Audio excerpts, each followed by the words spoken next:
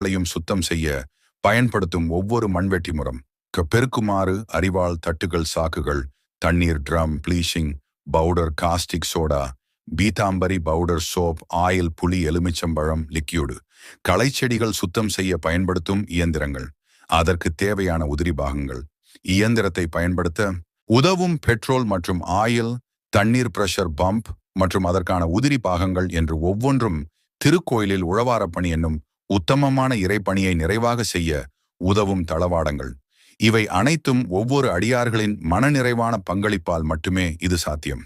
தன் வயது காரணமாக, சூழ்நிலை காரணமாக தன்னால் உழவாரப்பணி செய்ய முடியவில்லையே,